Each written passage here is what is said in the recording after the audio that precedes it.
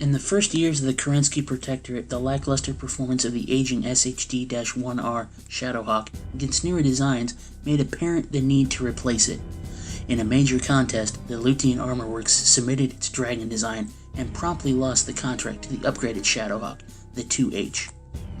Amazed and angered, the owners of Lutean Armor Works went ahead with production of a slightly less powerful Dragon. This design carried a Class 2 Victory autocannon on its right arm instead of a more powerful Imperator-A. It was this Dragon new design that House Kurita privately commissioned in 2754 as the basis for the Combine's private army until the dissolution of Star League. With its high speed and better than average firepower, the Dragon is intended as a close assault vehicle. In stagnant battles with little or no movement, Kurita commanders often hold the Dragon in reserve until they discover a weakness in the enemy lines. They then further soften this weakness with bombardment, troops, or tanks until a crack in the enemy line appears. At this point, the Dragons are turned loose to rush through the gap and exploit the advantage. The Dragon's design serves this purpose well. The mech's overall squat shape makes it both a small target for weapons and a difficult opponent to knock on the ground in a brawl.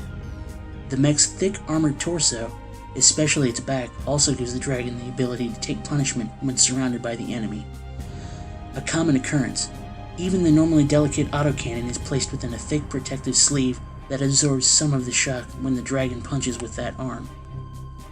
Sporting 24 shots for the LRM system and a whopping 40 rounds for the autocannon, the Dragon is amply supplied for sustained battles without reloading. In the event a Dragon does run low on ammo, the medium left arm laser ensures that the mech warrior will always have another weapon to fire. The secondary laser also buys it healthy respect for mechs trying to approach from the rear. The efficiency of the design has one drawback, however. Some Dragon pilots become so overconfident of their mech that they often risk themselves and their machines unnecessarily by confronting heavier opponents, such as a Zeus or a Warhammer. Some extra discipline usually will curve this in mech warriors. The ones that survive anyway. The Dragon also proves itself useful defensively. With its large ammo supply, it can lay down a good pattern of fire and hold a prepared position against approaching mechs. What the Dragon does not have are reliable hip actuators. The military brass disregarded engineering reports calling for a heavy actuator designed in favor of a cheaper one made on nearby Lutein. As a result, the Dragon can suffer from burned microbearings requiring frequent overhauls of the mech's hip assembly. As the Dragon is manufactured on Lutein, capital of the Draconis Combine, the other successor states can do little to halt its production. The only factor that slows the output of this mech design is the delay caused by the need to import the chassis and comm systems. A company of approaching Kurita Dragons is a common sight on successor state battlefields. The ruling Kurita family, especially the current Lord Takashi, has been reorganizing its regiments by replacing heavy mechs like Warhammers and Battlemasters with the more plentiful Dragons. The older mechs are then put together into separate units, which makes them easier to maintain and more effective in battle. A battle fought as recently as 3013 illustrates the role the Dragon plays in Lord Kurita's service. When House Steiner began to unearth large amounts of high-grade diamonds, essential for the manufacture of battlemech armor on the obscure Commonwealth world of Flan, the Draconis brass decided to dispatch the 9th Regiment of the Rashagal Regulars to the planet. Once there, they were to search for and take the already mined diamonds, then destroy the mines.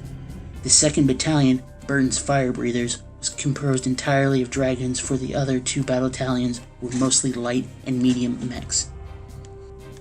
Unknown to the Kurita strategists, House Steiner's 22nd Sky Rangers were also using Flan for maneuvers. Though manned by green mech warriors, most of the regiment's mechs were heavy Warhammers and archers. Moreover, the approach of the Rashagal regulars was tracked by Illyrian picket satellites, which gave the Rangers plenty of time to prepare.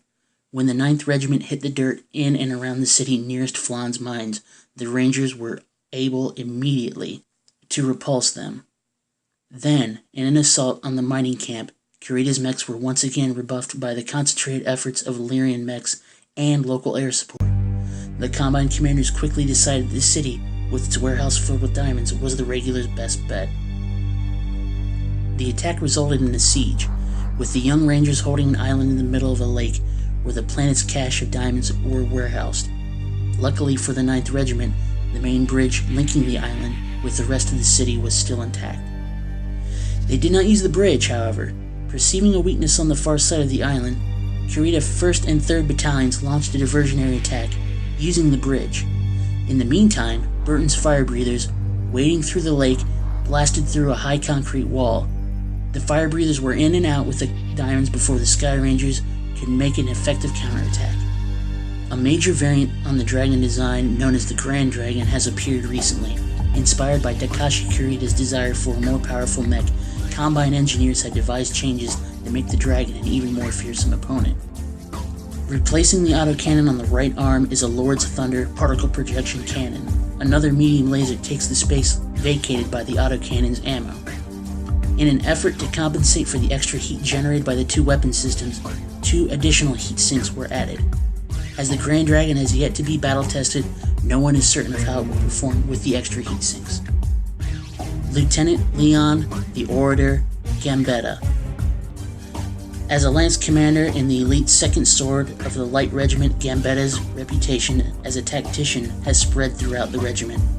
His mech, painted in city camouflage colors, is often assigned to lead the charge against heavily fortified positions. That a mech warrior who has led so many dangerous missions should live to see the age of 53 is unusual. That he should also be known as a kind and considerate, with great concern for his men, is even more unusual in these dangerous times of war.